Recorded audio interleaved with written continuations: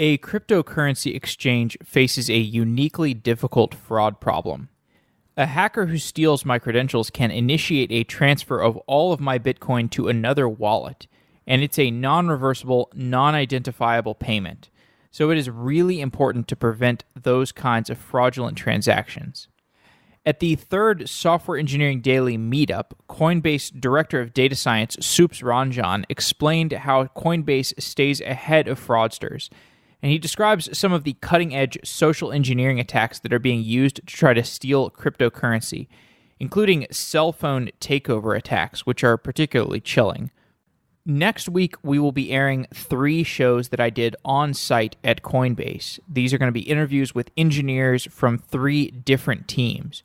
You can check out those shows for a deep dive into cryptocurrency uses, the fraud challenges that Coinbase is tackling, and the infrastructure and security of Coinbase. Coinbase is a really exciting company, and it was a lot of fun getting a panorama for how several parts of the organization function.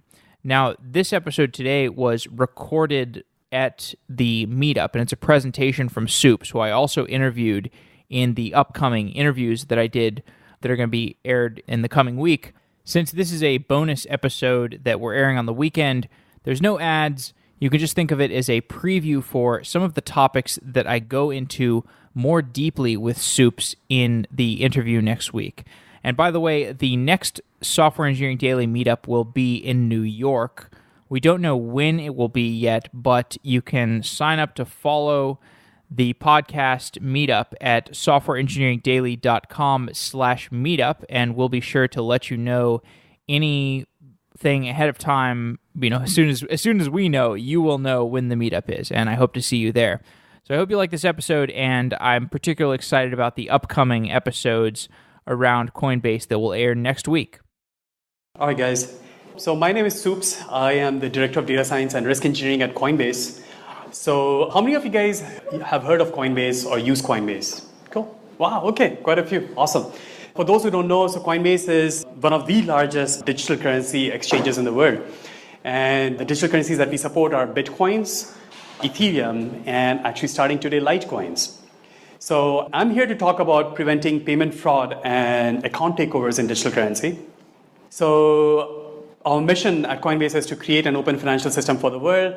So Bitcoin is essentially, powered by a public ledger system called the blockchain, which essentially allows, multiple parties to, to prove that, whether someone who says they own this much money really are the true owners of the money, and they can actually enter into an agreement to, send money to each other, etc., very efficiently.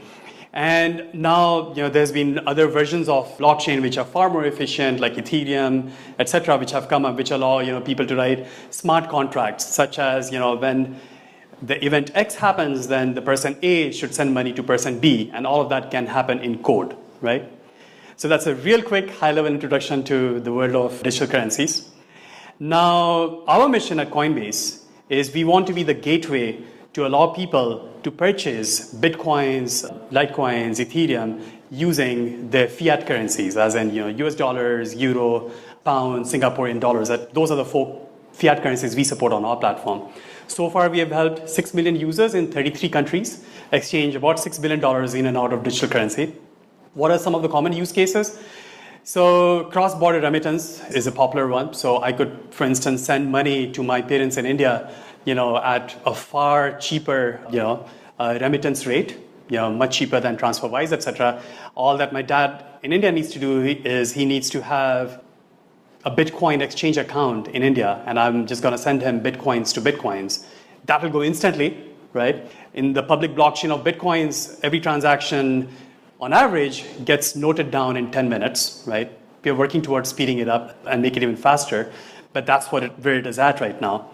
So the second big use case is merchants, they can accept Bitcoins with no chargeback risk, right?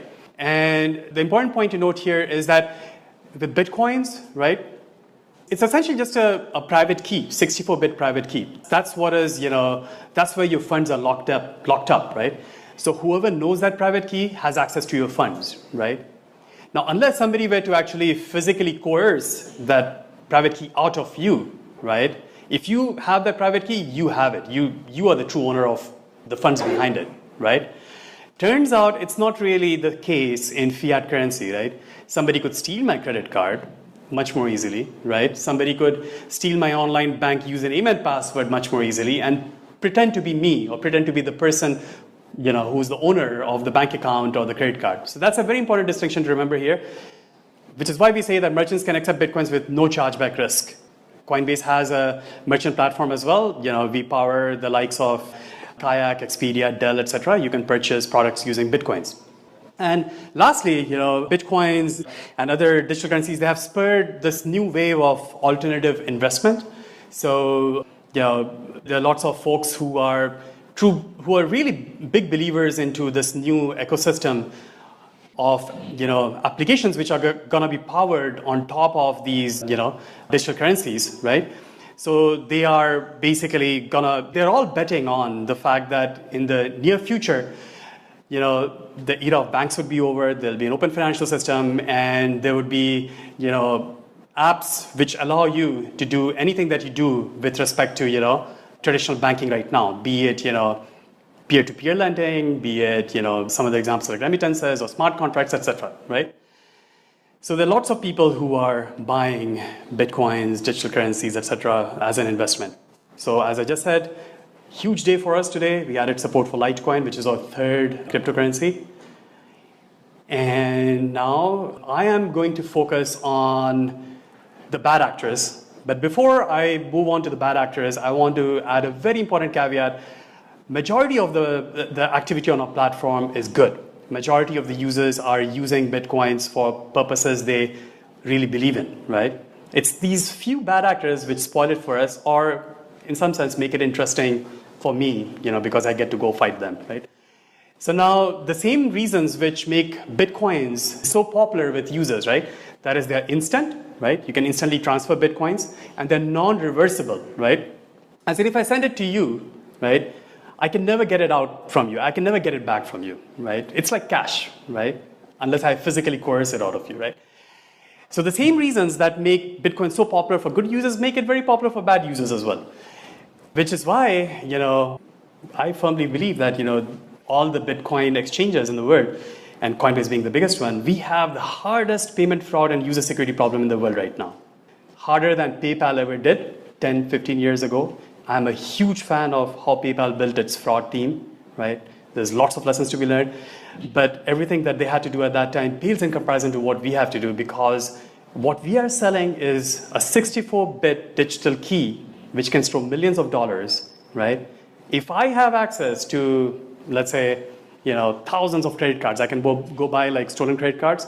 The best thing I can buy is Bitcoins using it, because I can buy Bitcoins, I can move it out instantly, right? To a private wallet that only I know the private key for. It's not hosted on an exchange, and no one can come and get it out of me. So that makes it super attractive for fraudsters. Likewise, if I'm a fraudster, if I'm a scammer, going after a Coinbase or any other digital currency exchange user's wallet is a super high target, because once I get that money out of there, I can move it instantly to a wallet only I control, right? And no one can get it back from me, right? The distinction here, all of that is true with PayPals of the world as well, on the fiat side. However, on the fiat side, you can track money, right? All these banks, they have built a way by which they can actually, essentially, in some means or the other, call each other up and figure out where did the money go, right? There's yet to be anything built of that sort in the Bitcoin or any of the digital currency world, and that is why it's a lot harder. So now I'm going to focus on just those bad actors which make this problem really fascinating to solve, and I'll talk to you about how we are solving it. So the agenda would be, I'll talk about payment fraud, I'll talk about account takeovers, what do we do for detecting and preventing fraud, and a few case studies. So payment fraud. So first of all, this is our sign-up flow. So in order to create an account on Coinbase, you have to provide us with your email address, and then we send you an email where there's a link that you have to click, and then you have to provide your phone number. You get an SMS to that phone number. You have to verify that SMS, and then you add your bank account or credit card, right? If you add your bank account, then there's two ways of doing it, and it's important to note this down. One is that, there's a list of banks where we directly support, for you to just enter your username and password, and then your bank would be verified, right? We don't store the usernames and passwords. We use a third-party service, which has all the clearances and the highest grades of, privacy requirements needed for storing usernames and passwords. So now the advantage for us is that once you actually give us the username and password, we know that it is you the true owner of the bank account, because we can pull the name and address behind it, right?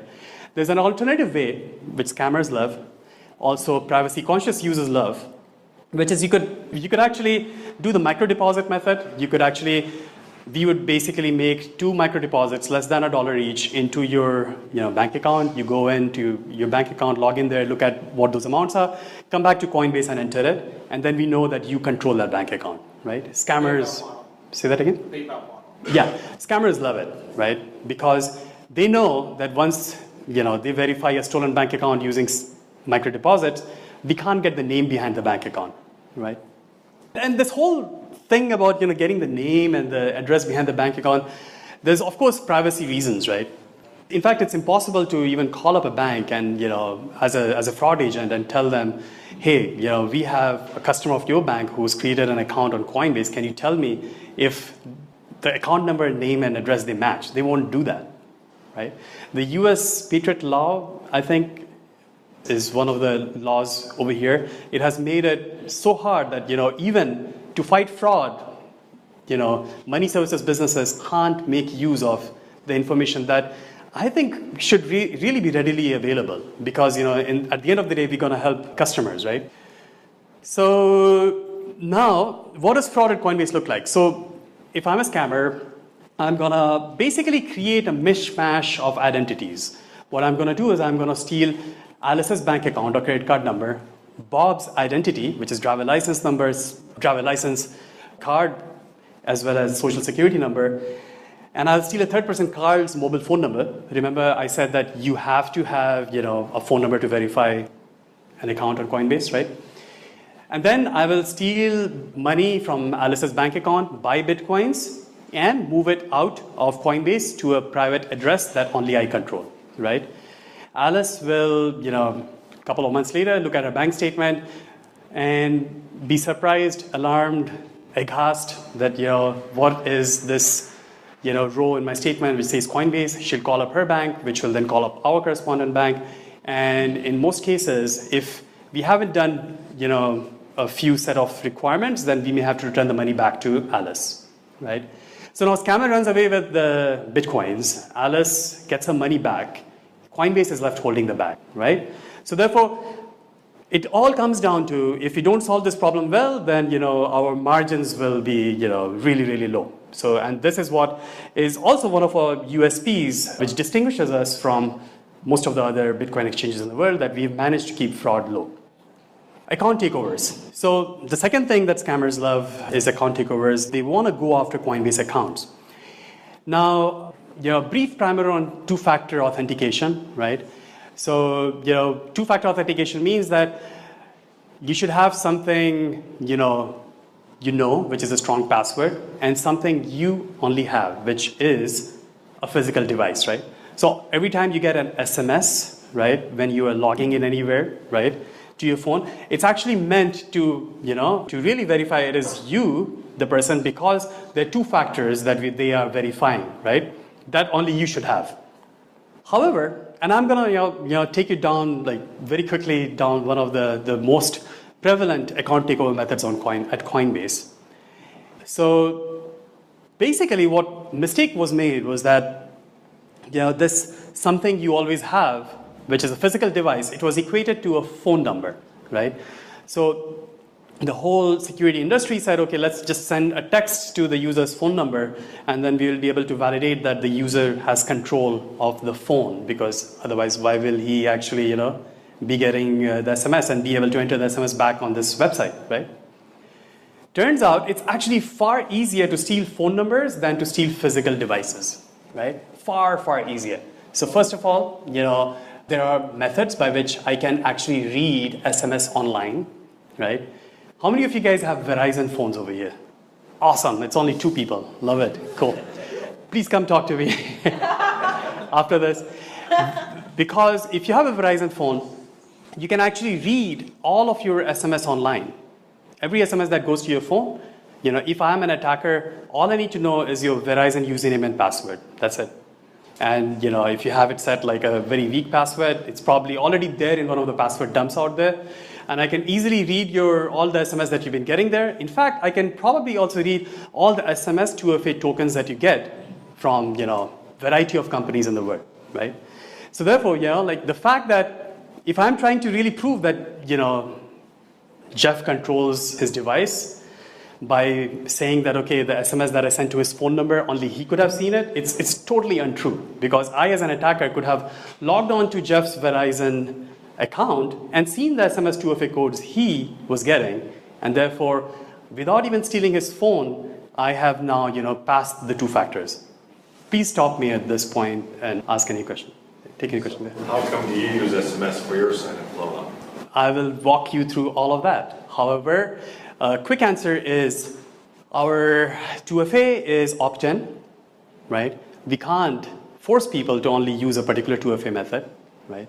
And in some countries, SMS is the only method they want to use. In some places, they're not tech savvy enough that they will default to using an app. And the second answer to that is we've closed that loophole already. You can't, Coinbase SMS 2FA tokens, you cannot see them on Verizon online portals, right? The second methods are, like just SMS hijacking, right? There's lots of, yeah. The third one is basically SIM swap or phone porting, which we have seen, increase in prevalence starting Christmas of last year. So this is how phone porting attacks work. So phone porting attacks are basically, number one, scammer finds a list of targets. In this case, they find people who may hold lots of digital currency. And then what they do is they then try to find out the phone numbers of those individuals. That's relatively easy. You can go to Facebook, LinkedIn, etc. if you have it public. In fact, there's another far easier method. If you have Gmail, then all I got to do is I got to just go in and, sorry, this was the next step. So once I find your phone number, how do I find your email address, right? I have to just, go to Google and pretend that, I have lost access to my email addresses and this is my phone number. Google will tell me all the email addresses behind the phone number. And then I can basically go in and reset any email, right? Google, Yahoo, etc.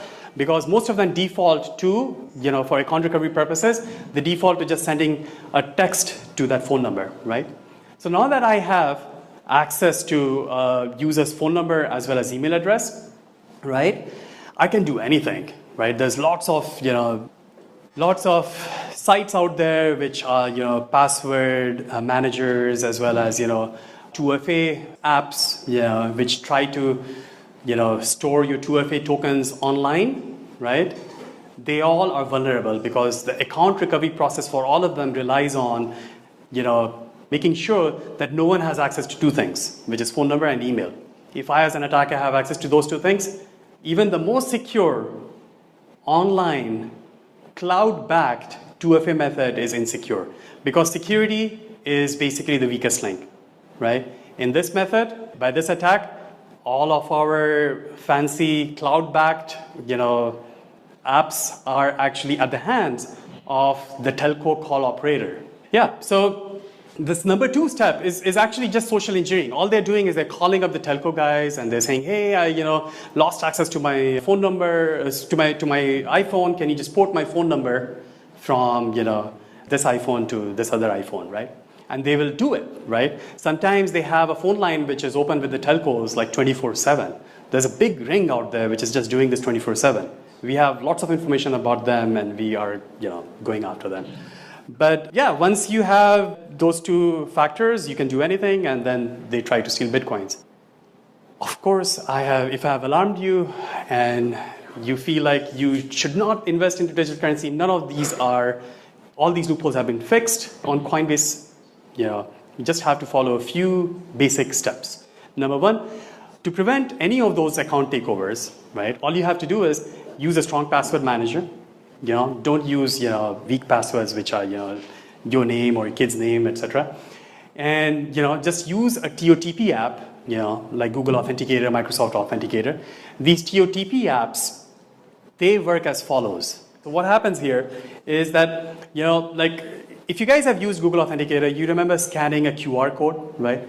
At that time, what is really happening is that, it's really just a secret key that is now being shared between, the Google Authenticator app on your phone and the website whose page you were scanning, in this case, Coinbase, right?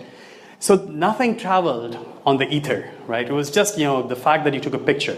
So there's no man in the middle here, right? Nothing traveled in the ether. After that, now that both parties, Coinbase and your phone, have this shared secret key, they have an algorithm which basically generates a secret code. Every 30 seconds, a new code is generated. And the algorithm just looks at, it's just a function of current time and the secret code, right? That's it. So therefore, the code that you see on your app, you enter it. Coinbase will basically use the same algorithm based on the secret key and the current of the time of the day and generate the code and try to match what you entered with what, your phone generated. Yeah. Are there attacks that Google Authenticator is particularly vulnerable to, or is it pretty bulletproof? There are some attacks it's vulnerable to, but I don't have details of them off the top of my head. Yeah. So going back to one question that we got from the audience, there's still, our 2FA policy is opt-in, right? So there's lots of people who will, even if we tell them, please do this, they won't do it, right? So there's lots of people who won't move to Google Authenticator, even though they may be storing millions of dollars with us, but we still have to protect them. And now, like the same thing that happens in the credit card industry where, you all of a sudden are traveling and credit card company puts a ban on your card, right? So similar logic, right? So what we are doing now is basically we would detect that you are making a withdrawal from your account, which looks very suspicious. And under those conditions where we identify it as suspicious, we will just delay it by 48 hours, right? And in the meantime, we'll just email and SMS blast the user, making sure that they really did it. However, there's always going to be false positives, right? So this algorithm that we use or we rely on, it's a rules-based algorithm. It will have some false positives. And we don't want to annoy the people who were really legitimately trying to move the money out, right?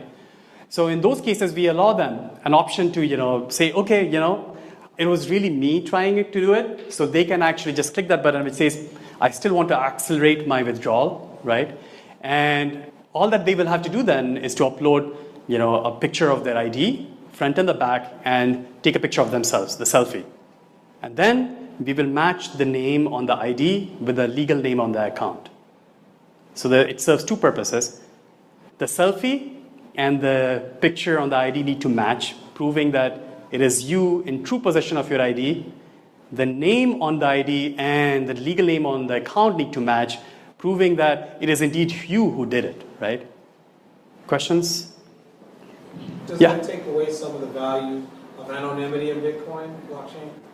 Yeah, so we get asked that question quite a lot. So we consider ourselves as the gateway between Finance 1.0 and Finance 2.0, which is Finance 2.0 being Bitcoin and digital currency space, and Finance 1.0 being all the traditional banking, right? In order for us to be the bridge, and in order for us to be the white knight in the space where we are still following all the regulatory requirements, we do have to collect IDs from our users, right? Now, like the victim of the account takeover would receive an SMS or an email, and there's a new thing we've done. Because victims would typically just write to us all the time. They were emailing us left and right to support at Coinbase saying, I am hacked, do something, right? So now what we do is all the victims, they get an email and there's a link which says, if you did not initiate this withdrawal, right, you can click this link and you can lock your account for, until somebody unlocks it for you by yourself. So without requiring a support agent, they can actually lock their own account if they feel that the withdrawal was made from their account, but not by them. So the second part of the talk is fraud detection and prevention. As I was telling you, this problem of, people using stolen credit cards or stolen bank accounts to buy Bitcoins, right, hurts our margin. So you can't solve this problem using just machine learning alone or using human analysts alone. You have to use both of them in cohesion. Right? And I'll try to motivate that through the rest of this talk. Essentially what happens is, human actions, they train the machine learning algorithm. So we have in my team, 8 engineers and 7 analysts. The analyst's job is to just review the accounts. And, if they see anything suspicious, they use the sixth sense to ban that account, right? Whatever actions the analysts took gets fed into the machine learning algorithm, which basically extrapolates it and then learns a new algorithm which we apply on the rest of the users going forward, right? So it happens in a closed feedback loop, on and on, and each of them help each other. We call our internal machine learning system as precog, right? And it's a supervised machine learning algorithm. How many of you folks are here into machine learning? Quick show of hands. Okay, cool, quite a few. So supervised machine learning, binary classifier, there's two labels, fraud and non-fraud. The fraud label comes from two sources. One is our analysts, using the sixth sense. Second is when Alice calls up her bank and says this charge was unauthorized, right? Chargebacks, right? And then as a user is actually doing any activity on our platform, we collect lots of signals. We collect information about their device, the browser fingerprint, about their location, and based on the email, phone number, ID, SSN, or bank account, behind all of them, we extract the name and address from all of them. And we bring the names and addresses from all these data sources, and we do mismatch detection, right? So now, why does machine learning work to detect fraud, right? So first of all, as I said, we are bringing the names and addresses behind the phone number, behind the bank account, etc., right? And first of all, let's establish one thing here. In order to beat a system where I'm doing like a name mismatch detection across all those data sources, I have to be a real expert scammer, because I have to not only, I'm going to pick on you, Jeff, again, I have to not only steal Jeff's bank account, I have to steal Jeff's identity, I have to register a phone under Jeff's name, I have to, create fake Facebook, LinkedIn, etc. profiles which have the names and addresses matching Jeff's, right? So, doable. Really doable if I really want to, go after one particular user. But at that point, the ROI for fraud should be high enough that they don't do it, right? That's our intent, right?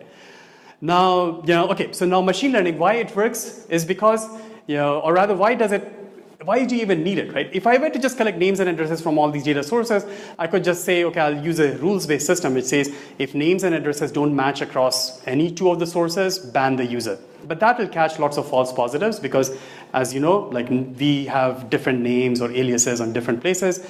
Jonathan Kim, John Kim, right?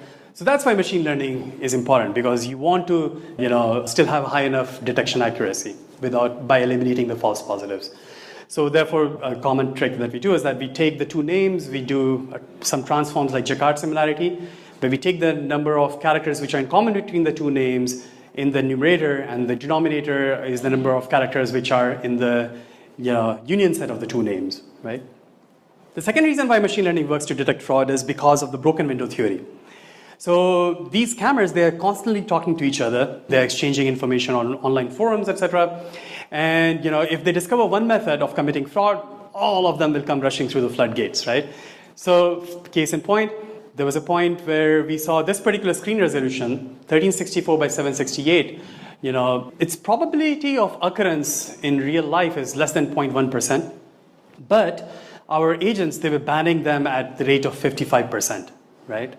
And turns out that all these scammers were actually using remote desktop protocol from Windows, to pretend to be coming from a particular device type.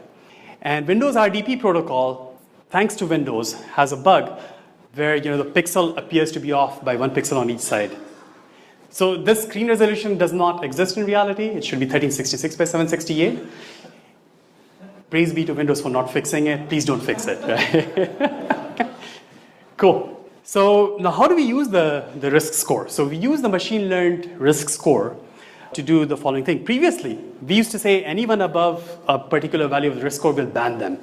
That just means that, if you were, false positive to whom we give a high risk score, you can never prove yourself innocent again, right? You're just banned for life. So therefore, now what we do is we just, based on your risk score, we give you a particular purchase power. So even the scammiest of the scammers, in some cases, they will get a certain purchase power, call it $5 per day. We will observe them over a period of time, and if you don't see any chargebacks over that period of time, then they have proven themselves, innocent, right? If they were a false positive. Otherwise, we just reduced our exposure, And in a lot of ways, we're just learning, paying to learn, right? Paying to train our machine learning model. Now, in our case here, this is a pretty interesting modeling problem where, how do you decide, people's limits? There's several factors which are baked into it. One is, of course, how much is your purchase volume? So the more you purchase, the higher limits will go. How aged are your funds? As in, how long have we seen you be continuing purchasing, use on our platform without seeing chargebacks, right? So that means that we'll give you higher purchase power going forward. Thirdly, have you passed certain verifications? Have you uploaded your ID, etc., right? And of course, there's the other thing, which is machine learned score. As we observe the user, we constantly learn more and more about them, and your machine learned score also changes. So based on all of them, your purchase power keeps evolving. One of the things which is quite interesting is that how do you take a look at metrics in a system like this, right? So machine learning metrics are like area under the curve or log loss, right? That's what you train your model to optimize for. However, the business metric we are interested in is basically fraud rate, which is basically dollar lost by purchase volume, right?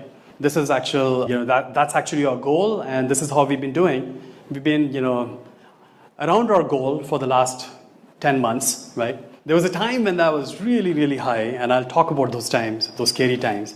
But now there are lots of, when you design a machine learning system, there's lots of other things that can go wrong, right? Like when you deploy a new machine learning model, then this is what happens. Somebody went onto Reddit and was freaking out. What happened to my limits? People really love to watch the limits on Coinbase. They hold it very sacred, right?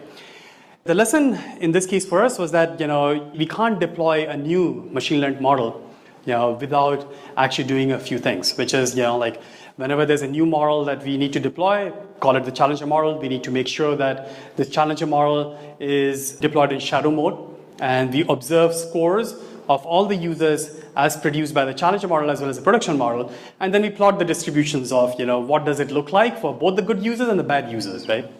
So, and then if it looks all right, then only do we bump up the challenger model to production.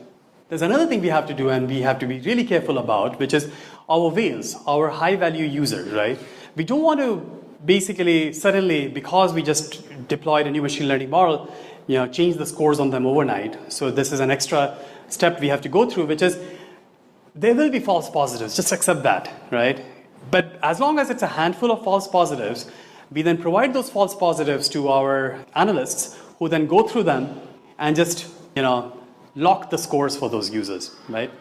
So, I wanted to provide a flavor for this because, instead of going deep into how machine learning is done, but instead talk about how to use machine learning in a business context, because I feel like this is the kind of stuff that gets less frequently spoken about. So the next one is, where does the supervised machine learning fail? So first of all, the chargeback window is large, right? So we could be getting chargebacks, up to 60 days for ACH, that is banks, as well as up to 6 months for cards, right? If you waited for that long in order to, really look at our labels for the machine learning algorithm, that'll be too late. Fraud is highly dynamic, right?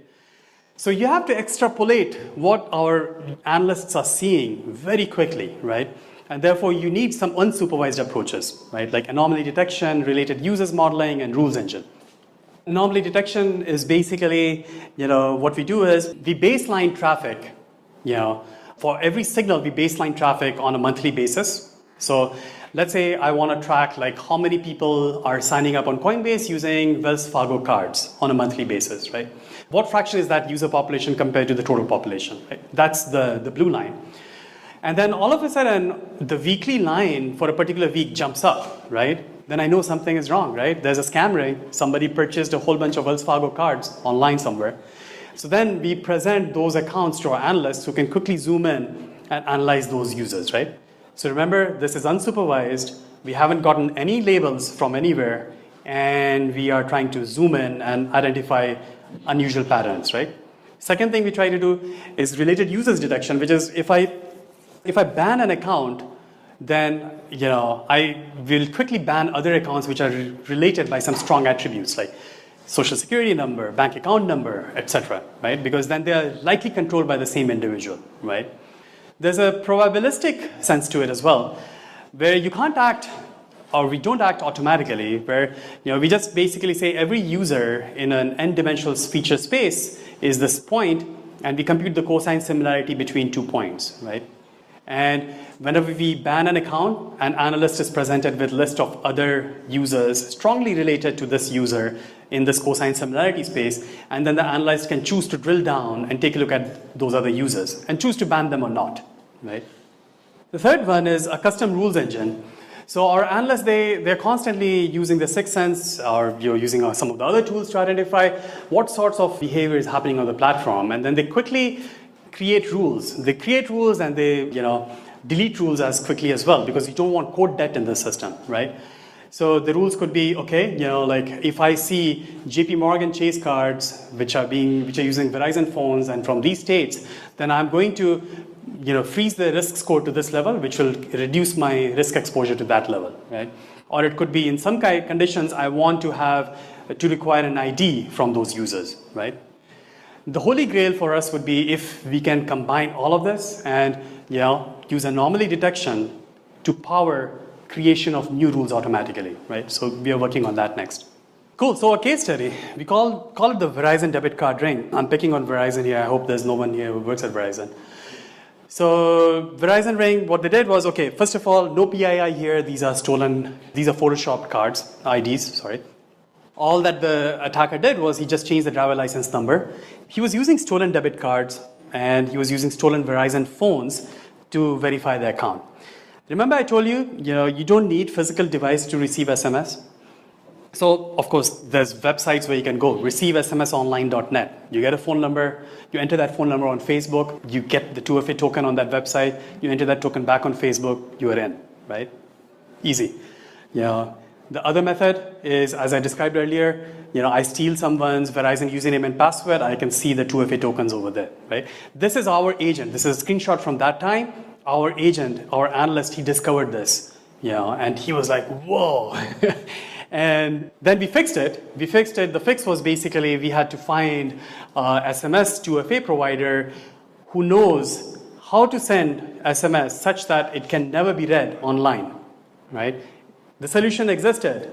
However, this whole bureaucracy of telcos, etc., it took us a while to find it.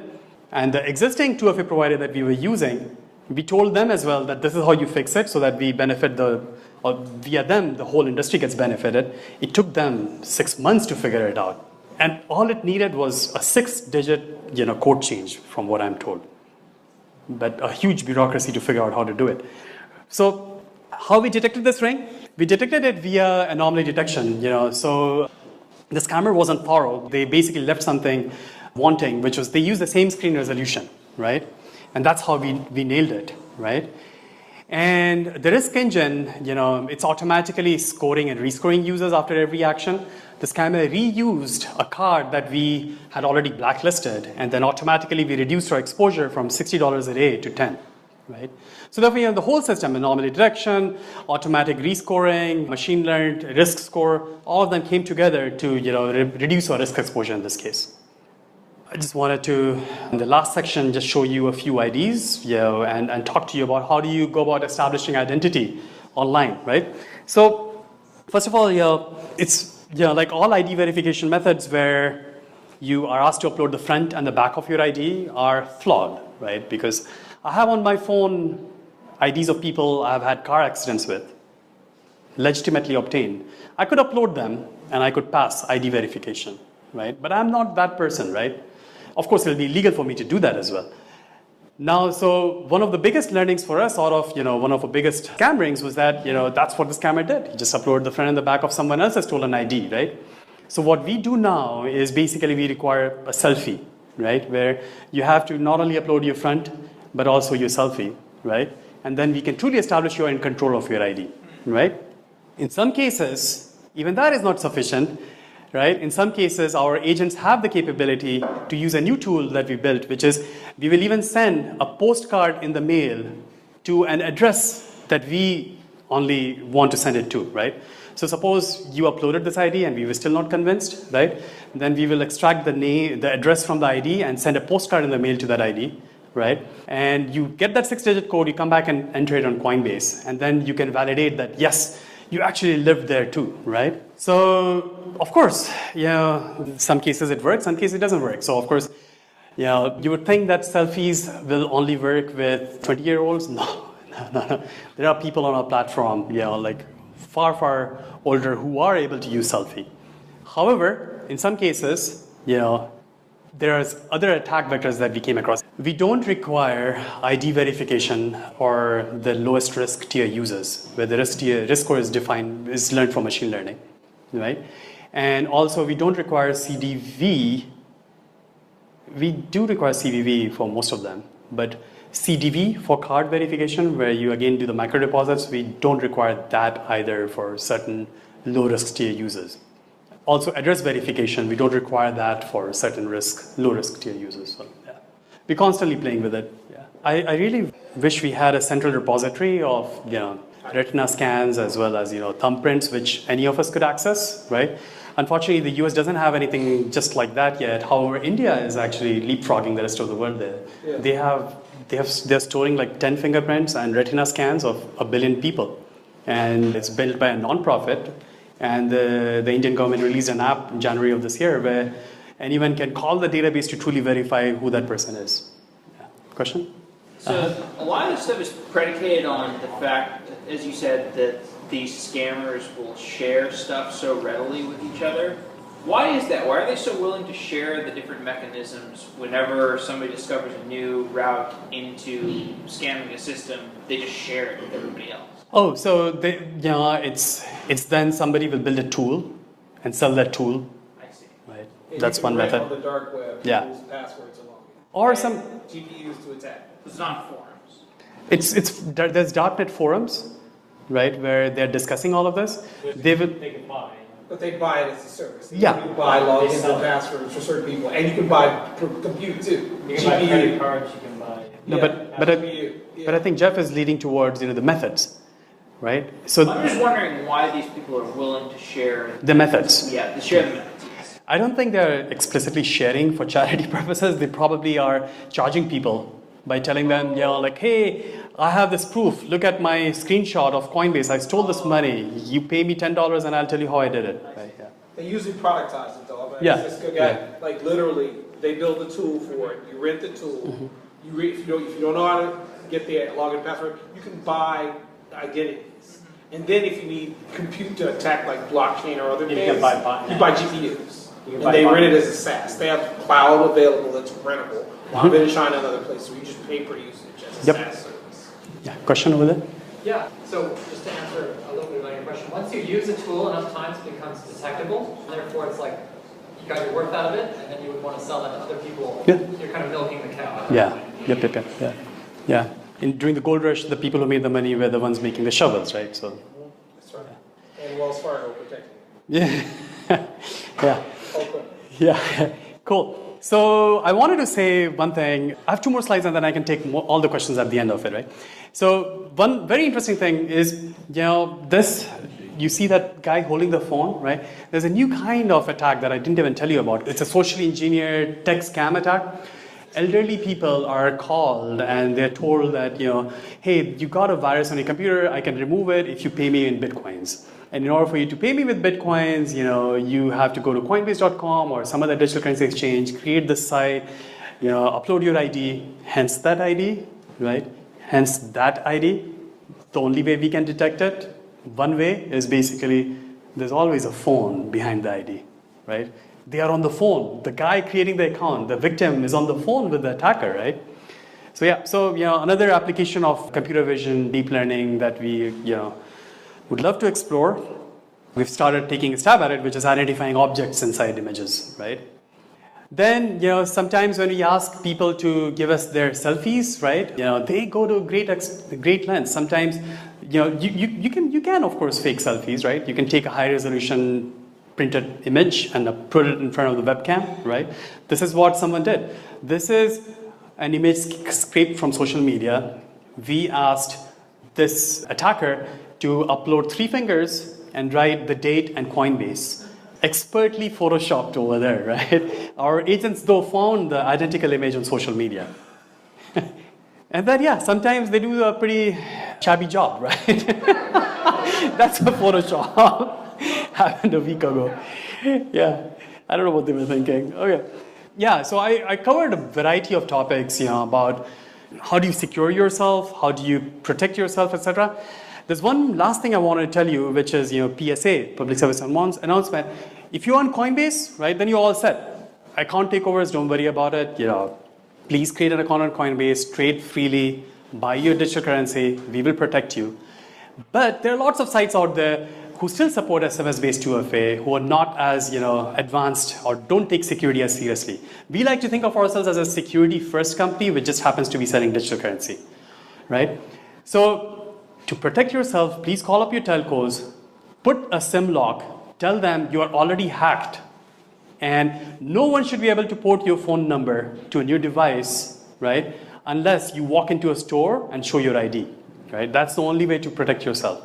And if you're an Android user or like Android, move to Google Fi, right? Which is basically Google's phone service, because there's no call centers, no social engineering, right? So you prevent that phone porting attack vector.